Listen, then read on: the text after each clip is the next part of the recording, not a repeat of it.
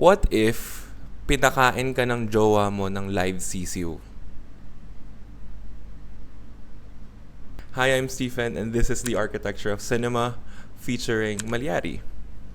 Speaking of sisiw, today kakain tayo ng chicken nuggets while talking about this film. Agnes, gusto mo?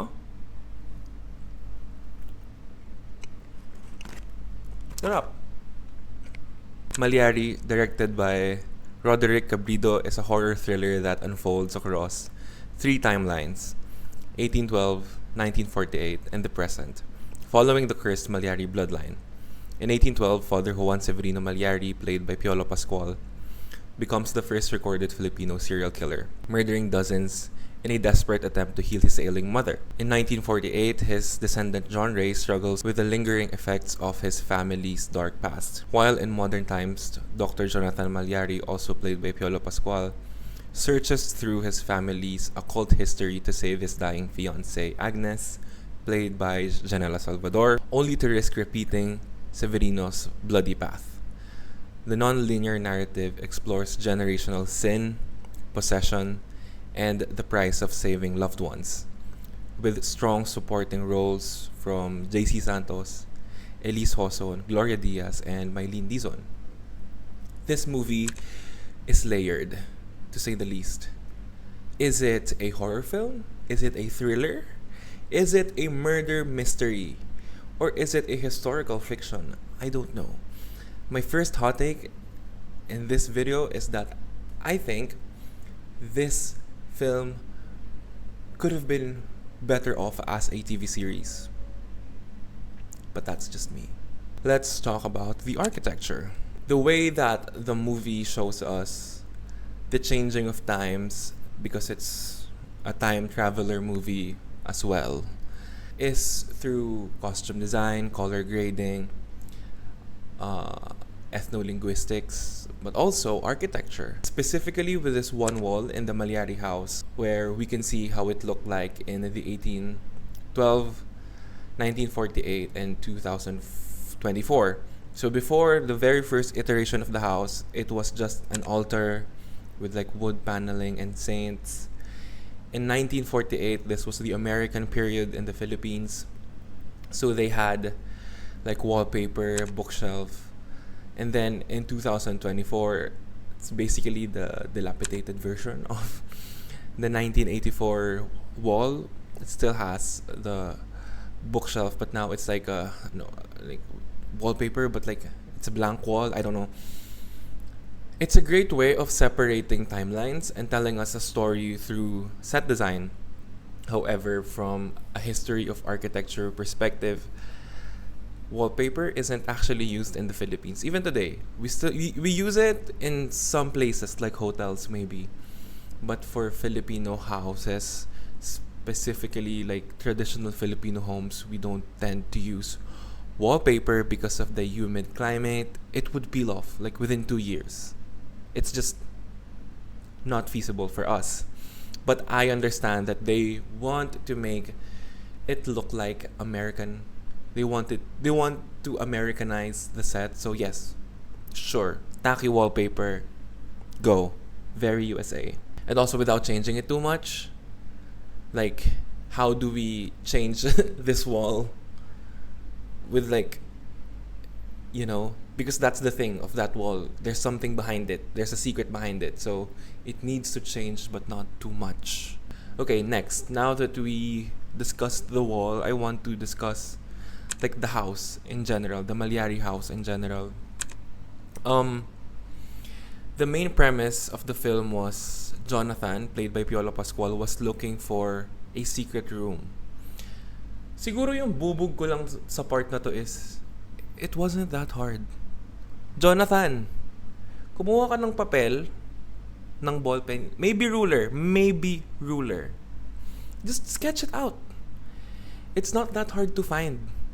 The thing is, it's right there. Like, kumuha ka ng foreman. Someone with... What? So, I've seen Filipino American houses in Batangas. And there's this one specific house na pag binuksan mo yung closet, meron siyang hatch sa floor. And then bubuksan mo yon, tapos meron pang stairs going to the basement. See that? I understand. Mahirap hanapin yon. But in this house, in this case, Jonathan, get some help. Like, mental health also. Kasi medyo, I don't know. According to some articles, they were not able to use the real Mallari residence because the family didn't want to be associated with Father Severino. Understandable. But if it were me, my opinion, okay, I would have milked it. Do you guys remember Madame Delphine Lalaurie in American Horror Story? She's also a serial killer. But like the way that they do it is there are ticket sales, day tours, night tours. I would add scary lights, ticket design, set design, smoke machine even. And then maybe even once in a while, maglalagay ako ng like statwa ni Father Mallari sa may bintana just to stir up the conversation. Para lang meron tayong kita for this month. You know, para may issue.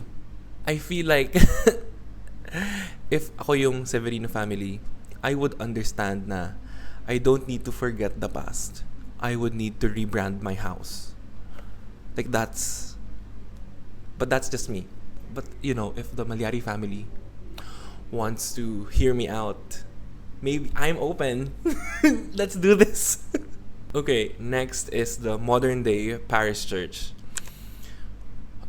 This is supposed to be San Bartolome Parish Church in Magalang, Pampanga, but they did not film there. The church that we see in the film is actually the San Jose Church in Batangas. Now, if the reason why they weren't able to film there is the same reason why the original house can't be used, understandable. But this is the church that they used, San Jose. Compare it to the real San Bartolome Church. This would have looked so good on film. Oh my gosh, imagine if they had filmed here. Ganda! Ganda! According to my research, the current church was built by Father Ramon in 1866. In 1875, Father Baltazar finished the facade and the two-story bell tower. In 1887, Father Fernandez continued the finishing touches and installed two large bells in 1889 and 1890 respectively. So yes, if the modern day church was built in 1866, then Severino would have had a much smaller chapel in the 1820s. Have you guys heard of the term quasi church? It means it's not yet official. So that church, the quasi, was actually where Father Mallari lived during his time. And that's the reason why at the end of the film, sinabi nila na they don't know where this church is. They can't find the real one, they can't find this. The chapel that they used in the film is actually too big. If we're speaking from an architecture, a history of architecture point of view, that church is too big, too ostentatious to be a quasi church. Even when Doña Facunda begs to differ. Ima, ayan po ang simbahan, Ima. Pinagpari kita sa Universidad de Santo Tomas. Makatapos ka lang kapilya. Ima. Hi, Editing Stephen here. This wouldn't be an Architecture of Cinema episode without Editing Stephen popping out of nowhere. Do you like my outfit? It's very Severino Mallari. I forgot to mention something about this chapel and one specific sequence that actually gave life and gave meaning to this space. Also, one specific character. It's worth mentioning how the writers introduced us to Doña Facunda. Personally, I thought nothing of it when I first watched it. Parang, okay, Doña Facunda, very lola, very stereotype. Nagnganganga na lola, yung mannerisms niya, very old Filipino. Pero, when we peel off the surface, marirealize natin na Doña Facunda actually is the archetype of Filipino folk Catholics. First, makikita natin siya na nagpagawa ng rebulto ni Severino, which, in the Catholic faith, nagpapagawa ka lang naman ng rebulto for saints. I don't know, maybe she was manifesting. Tonto! Sinabi ko, talian mong mabuti ang rebulto! Normally, in the Catholic faith, hindi natin ginagawa ng rebulto yung mga pare. Siguro dati, very, very, very few cases. Still, the intention was not to honor him as her son. The intention was to venerate him as a saint. So that's a big no. It's all in the intentions, okay? Second, makita natin siya na bumili ng anting-anting. Again, big no in the Catholic Church. You can't do that. That's like an old folk Filipino tradition na the Catholic Church wants to abolish. Wants, because kaya po.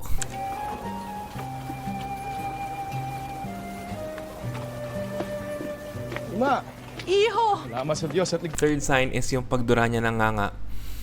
So, para sa inyo na walang mga lola na naabutan na nagnganga, basically yung nganga para siyang consider it as a nicotine gum of some sorts. Para na lang siyang ganon. Niya, nga. Tonta! Ima. Hindi ako pag nagkakahabangan dito ang aking patron. Anyway, so bakit ko sinabi na importante yung pagdura niya ng nganga? Basically, apparently, from my research and from my experience na din, living in the province, may significance kasi yung laway in folk practices. So, kunwari, pag may kabag ako, nung bata ako, parang nilalawayan ako sa tiyan. I'm sure a lot of you guys has experienced that. Or pag sinasabi nila na dumura daw para hindi ka mabalis, or pag nilalagyan nila ng laway yung sinulid, tapos nilalagyan nila sa noon ng bata para hindi daw kabagin, or I don't know the meaning behind. Pero apparently yung pagdura ng nganga is a sign of respect before entering a holy space, a religious space. Kasi we also have to understand na merong religious spaces sa kabundukan yung mga ninuno natin na yung pagdura is a sign of like respect. Apparently, I need to have a deep dive on that.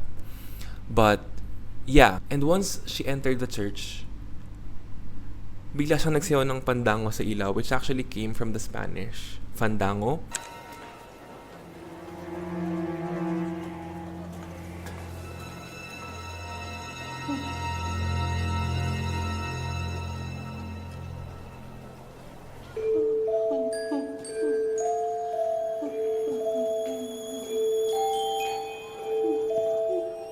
So within that 2-minute sequence, malalaman natin kung anong klaseng tao si Doña Facunda. In many ways, Doña Facunda embodies the stereotype of many Filipino Catholics, European in tradition but folk in practice. These telltale signs might be the reason why Maria Capac saw Doña Facunda as the perfect vessel for the sisiw. And true enough, she really did play that part. Walang Diyos sa gabi.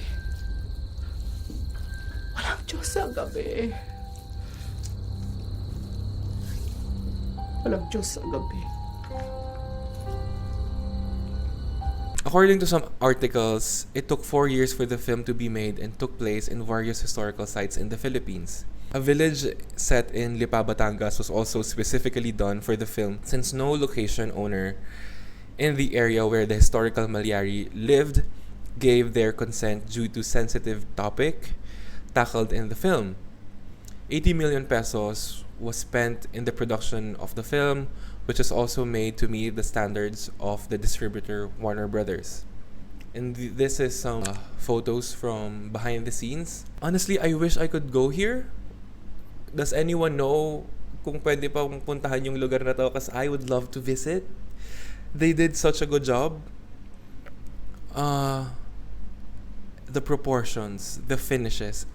I thought, watching the film, I thought, where's this? Ganda!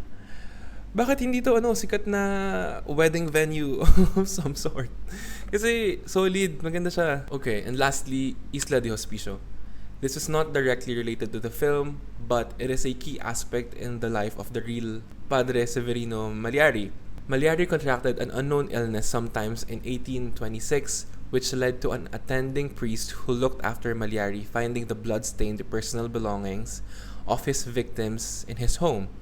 After his involvement in the murders was revealed, Mallari was imprisoned for 14 years. However, Dr. Luciano Santiago argued the priest should have been sent to the first mental health institution in the Philippines instead.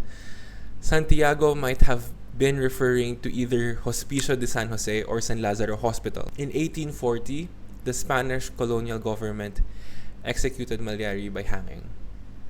I wanted to point this out because I would be remiss if I don't discuss the fact that the end of Padre Severino Mallari's life is in fact political.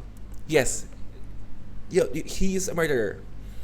But instead of trying him as a mental health patient, which they would have, they also, because during that time you have to understand that Spain was actually advanced.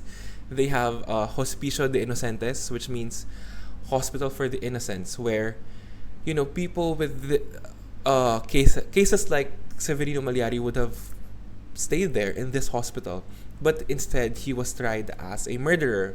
After all, he is a secular Filipino priest, so yeah, the same justice wouldn't apply to him if it were, compared to his Spanish counterparts. Also, the Hospicio de Inocentes or Hospicio de San Jose, known today as Isla de San Jose, is where Frodo's adoption house is. Yes, Frodo from Four Sisters and a Wedding. That is a real adoption house. You can go there. You can visit Hospicio de San Jose. It's an island, basically, that is within Pasig River. Next, let's discuss the honor rolls. This is where we discuss the parts of the film that are not directly related to architecture. Could be costume, could be music, could be camera works. The first one is this specific transition where we see for the first time the young Jonathan Mallari. Para mabuhay. Hindi ko maintindihan pero nakita ko. Lola mo noong 1812? Paano? Ano secret room? Notice how he meanders through the room and through the characters to guide us into this throwback, flashback. I mean, this flashback scene. They only did this once in the film.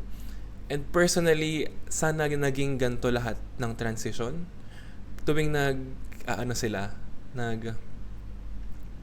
jump, nagta-time travel, sana ganito yung transition. Mas smooth, mas cinematic, for me, mas may dating siya. But that's just me. I wish they continued the same theme throughout the film. Next is this prop, this Padre Mallari statue, which reminded me of this Piolo Pascual statue in UST. If you want to see an 8 feet naked Piolo Pascual, go to UST. He's there. Next is the sisiw reference. Filipinos sometimes place a living chick on a coffin to signify the deceased was a victim of a crime or murder, with the hopes that the chick pecking at the grain on the casket will symbolically knock on the killer's conscience. This film used the allegory of sisiw to represent the Jack the Ripper type of killing by Severino Mallari, which I thought was so cool. It ties back to the pagan beliefs of Filipinos that has now been still in use in the Catholic Filipino faith, which is very interesting. Lastly, the costume design. Two outfits stood out to me. First is Mallari's Dominican outfit or habit. You can actually still see this outfit in Dominican priests in UST. You can still see this outfit on the daily. During the day, it's this like badass outfit with like a hood. Very cool. But at night, grabe. Pag nakita ka ng gantong outfit sa gabi, takbo. And then the second look is Agnes's final look. Look at her. The final this final look. It's giving Miyerkules Adams. You know? This is how I imagine like modern manananggals look like. Before we go on to my final thoughts, I do have some comments. Normally I don't have comments, but I like this type of film. I like how we integrate history and the occult, the Filipino occult in modern day films. And the reason why I'm gonna give my opinions on it is because I love this style and I want to see it improve. So take this. I'm gonna hold your hand when I say this. Take this with a grain of salt. This is just me, a random person from the internet. Huwag kayong makinig sa akin. At the end of the film, malalaman natin na hindi nga nila nahanap yung kung nasaan yung original kapilya ni Father Mallari. I feel like they could have made it a part of the story. Like, for example, there's this part of the film na makikita natin si brother na nagpipinitan siya in front of the rebulto ni Father Mallari. Sana like, I don't know, sana merong like ruins somewhere in the woods or somewhere underground ng current church na doon makikita ni Agnes na nagpipinitan siya si brother. Like, imagine if they actually used the old kapilya to make the story like, you know, feeling ko there's a miss. Na-miss natin yon. Sana na-explore natin yung idea na kinoconnect yung original kapilya ni Father Mallari in the present day. Next is there's a lot of historical stuff that they brushed through. Na I wish we talked about them more. This is why sabi ko kanina sana naging TV series na lang siya kasi here's a list of the potential episodes that we could have had. Okay, number 1, the history of paganism in the Philippines and how it intermingled with the Catholic faith. Not erased, rebranded. The next one is the US government using the aswang phenomenon against the Hukbalahap. Number 3, the first Filipino settlers in Hawaii. Number 4, yung hiwalay na libingan para sa mga hindi pinatawad ng Diyos before the Vatican II. These are just some of these 4 episodes. Could have been like 5. Sana naging TV series siya. But it's just me. Okay? Also, another comment. Maybe it's just me. My final comment is bakit may mga multo? I don't understand kung ano yung significance ng mga multo na nakapaligid sa kanila all throughout the film. Parang hindi sila nakatulong to solve the crime, hindi sila nakatulong. Parang wala silang like nilagay lang ba nila yun doon para may like shock value, para may maging horror film din siya. I don't know, feeling ko nagsayang tayo ng budget for extras. And lastly, again, gusto ko lang i-commend yung sisiw yung sisiw scene, yung CGI sa sisiw scene. Sana ganun din yung CGI na naganap sa mga multo. Kasi look how realistic this is compared to this. Parang mas bumaba lang yung quality dahil sa mga multo that we did not need in the first place. My final thoughts. While writing this essay, there's this thing that there's this song actually that keeps coming back to me. It's Foreigner's God by Hosier. There's a couple of lines in the song. I'm gonna read it to you. All that I've been taught and every word I've got is foreign to me, screaming the name of a foreigner's God, the purest expression of grief. I think parts of the song perfectly encapsulates the history of Filipino faith and how we were colonized into Christianity, how we integrated pagan practices in our faith later on, and how faith was used against us during the Spanish era, especially in the case of Gomburza and Father Mallari. That's it for today. Thank you for listening.